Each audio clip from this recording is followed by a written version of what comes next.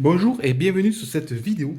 Voici un nouvel unboxing de petites commandes faites chez AliExpress. Je commence par une manette. C'est une réplique de cette manette Switch Pro. Mais ça sera le sujet d'une autre vidéo. Parce qu'il y a pas mal à dire là-dessus. Donc, je commence par une série de câbles. Câbles, ce sont des câbles dits Dupont, avec un T, pas avec un D, comme on entend. Les câbles Dupont, c'est les fameux câbles qui permettent de se connecter à des Arduino. Par exemple, je prends une mini plaquette et on peut traverser les connecteurs. Voilà. Comme ça. Et se brancher dessus. Voilà. Donc, mâle-mâle, mâle-femelle. Voilà. Et femelle-femelle. Ils font 20 cm de mémoire. Je profite de cette mini plaquette. Toute simple. Bon, celle-là, elle est vraiment très compliquée. Alimentation, ça rentre en 5 volts et ça sort en 3 volts 3. Dans certaines cartes ont besoin d'être alimentées en 3 volts 3. Donc si on a une alimentation générale 5 volts, on ressort là du 3 volts 3. Donc c'est une petite plaquette toute simple. En parlant d'alimentation 5 volts, en voici une. Alimentation 250 d'un côté, 5 volts 2 ampères de l'autre. Et elle a la particularité d'avoir, voilà, un petit potentiomètre qui permet d'ajuster finement le 5 volts. Donc on peut mettre à 5 volts pile avec un tournevis. À noter que il faut quand trafique ce genre de potentiomètre, il faut mieux avoir un tournevis en plastique pour éviter les interférences et parasiter la sortie. Sinon, on enlève le tournevis, on mesure, on remet le tournevis, on dévisse ou vis et on enlève au fur et à mesure. Voilà. Des petits interrupteurs, il y en a pas mal. Voilà, des petits boutons. Un trou à la perceuse dans un boîtier et là on a un petit bouton très pratique. Voilà, une série de petits boutons. Je les ai en bleu et en blanc, ce ne sont pas tout à fait les mêmes. Hop, on va voir. Voilà la version blanche, mais sauf que la version blanche, il reste enfoncé en fait. Voilà. Des petits boutons toujours utiles. On continue dans les connectiques. Bon là, il n'y a pas de mots à dire. C'est un simple bornier vissable, donc transformer du Dupont mâle en un bornier vissable, tout simplement. On continue dans une alimentation. Petite alimentation. Celle-là, elle est pas mal faite. La fois dernière, il y avait une alimentation super mal finie. Celle-là, elle est pas mal. Et elle sort du 3 volts 3. Voilà, donc c'est directement 250, 3 volts 3. Bon, je passe rapidement parce que l'alimentation, il n'y a pas grand chose à dire sur une alimentation. Hop, je cherche. Qu'est-ce qu'il y a ensuite? Un lot de mèches pour Dremel. C'est des mèches assez fragiles. Il ne faut pas percer du métal avec, mais pour percer du plastique, ça va très bien, ça fait le job. Pour la Dremel, voilà, j'achète les mèches sur AliExpress, ça coûte pas cher et ça marche parfaitement.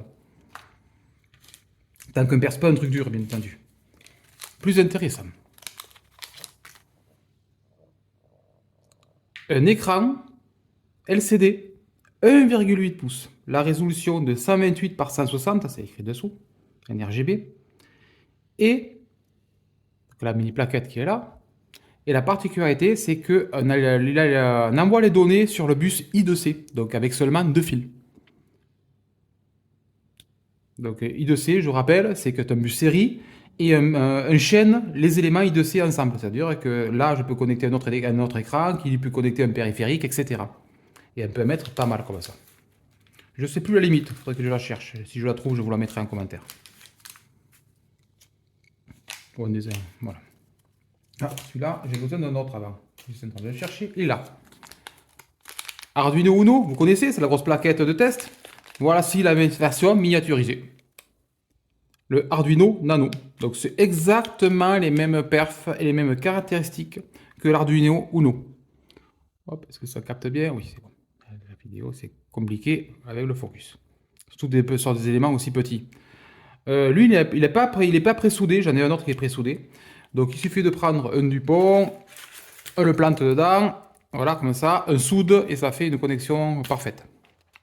Et surtout qu'il ne risque pas de se dessouder par rapport au truc clippé.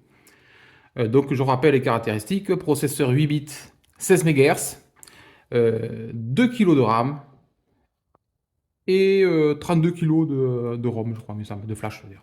Il me semble.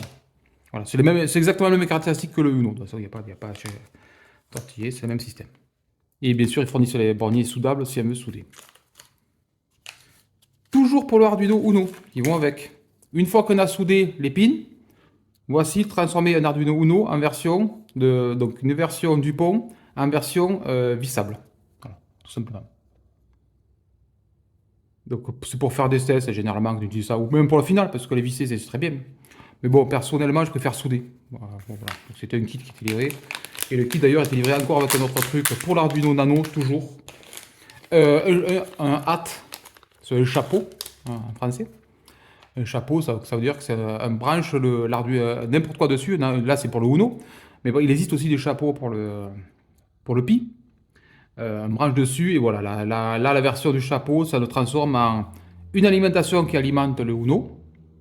Donc certainement une alimentation 9 volts, il faudrait que je regarde. Je vois qu'il y a un petit régulateur de tension au milieu. Et après, un ensemble de pins mâles Dupont pour faire des connexions, pour faire des essais. Voilà. Très pratique. Il y a même un petit bouton dessus. Voilà. Et les chapeaux, il existe de tout style, pour tout style de plaquettes. Les plus connus, c'est pour le Raspberry Pi, bien entendu.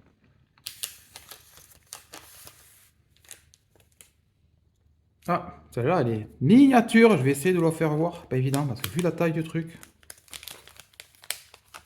elle est microscopique. Hop, est-ce que le focus se fait sur un truc aussi petit?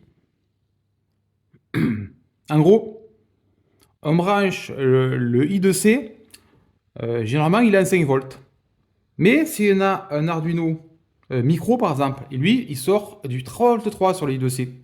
Sauf que le périphérique qu'on branche en face, il est en 5 volts.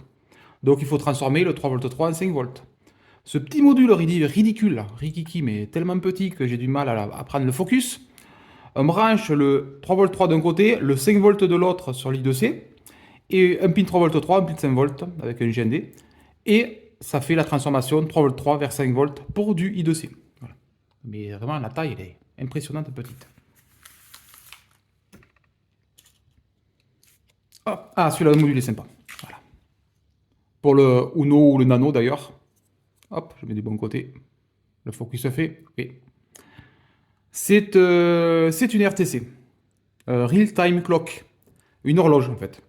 Il y a une pile derrière. On injecte avec le PC l'heure. Et elle conserve l'heure. Voilà. La machine, tout est intégré pour même débrancher du nano hors secteur, puisqu'il y a une pile derrière. Elle le conserve à l'heure. Très pratique, par exemple, si elle veut faire, imaginons, je mets mon nano, je prends mon nano, donc je le branche dessus, et d'ailleurs c'est du I2C, donc ça tombe bien. Je lis l'heure, et par exemple, à 1h du matin, j'active une action. Voilà. Donc là, à quoi sert une horloge? Pour faire des périphériques, des trucs d'horloge. Parce que dans le nano, il n'y a pas d'I2C intégré. Il n'y a pas d'horloge horloge temps réel comme ça, I2C. Horloge I2C. Une horloge, une RTC, je veux dire, pas une I2C. Une RTC, voilà. L'I2C, c'est le bus pour connecter le nano, ou le Uno, ce que vous voulez. Et ce qui est sympa, c'est que, je ne sais pas si vous voyez bien, il y a I2C des deux côtés. Ça veut dire que branche I2C d'un côté, ça rentre et ça sort en même temps. Regarde, donc on peut chaîner les périphériques ensemble. Voilà, c'est ce qui est bien avec cette petite plaquette. Il existe une autre version, là je ne sais plus laquelle c'est. Il faudrait que je la mette en commentaire. Ouais, je ferai un commentaire. Il existe une version plus précise. Celle-là, elle perd quelques secondes à l'année, donc un truc comme ça. Elle n'est pas la plus précise, mais bon, elle coûte quasi rien. Donc. Et je terminerai. Ah, je le jette. Voilà. On reconnaît la framboise. Ce qui dit que c'est un Raspberry Pi. Mais un Pi Pico. C'est écrit un tout petit là. Et le Raspberry Pi Pico, c'est en fait un Arduino. Mais un Arduino aux hormones, en fait, le truc. Il est ultra performant. Il y a de quoi faire. Un peu programmer en C++ ou en MicroPython. Ça, c'est pas mal. Donc, ceux qui n'aiment pas le C++ peuvent faire du MicroPython. Le MicroPython est beaucoup plus lourd. C'est pour ça qu'il y a plus de RAM et tout dessus. Et on notera que s'il a des pins soudables, on peut avoir des pins griffables aussi. Donc, avec une espèce de pince attrapée, le Pico et faire les connectiques avec. Le problème, c'est que la pince, donc le truc en question, le support en question, je ne l'ai pas pris. Donc forcément, je ne l'ai pas. Donc il faudrait que j'en achète un, puisque pour le faire des tests, c'est pas pratique. Après, pour faire le programme final, pour faire le projet final, c'est très bien de l'avoir comme ça, en soudé. Mais là, pour faire des tests directement sur plaquette, c'est quand même plus pratique de l'avoir en version avec des pins. Voilà. Donc, ah, j'en ai oublié un. Je l'ai mis à côté, je sais pas pourquoi. Lui, voilà, c'est un module Zigbee. Euh, température hygrométrique, en gros. Et la particularité, c'est qu'il fonctionne avec deux piles AAA. Bien plus sympa et durable aussi que les fameuses piles CR2032, là, des tout petits récepteurs. J'en ai un, mais il a des gros problèmes de réception. Alors que lui, je sais que ça marche très bien, puisque j'en avais déjà de cette marque et de ce modèle. C'est pas très gros, voilà, ça sonnait comme ça. Vu qu'il se décroche facilement, le capot derrière, donc il faut bien sûr le mettre vers le bas pour pas qu'il tombe naturellement le récepteur. Il suffit d'activer votre passerelle Zigbee en appairage, appuyez avec le... Il est où? Il y a un truc de téléphone où on peut prendre n'importe quoi. On peut prendre un Dupont et voilà. Là, il y a un interrupteur. On appuie dessus 5 secondes, le voyant clignote et on peut l'accrocher à la passerelle Zigbee. Voilà. Tout simple. Donc j'espère que cette vidéo sur un unboxing AliExpress spécialisé encore Arduino vous a plu. Et on se retrouve bientôt avec le test de cette manette Switch Pro. Allez, à bientôt.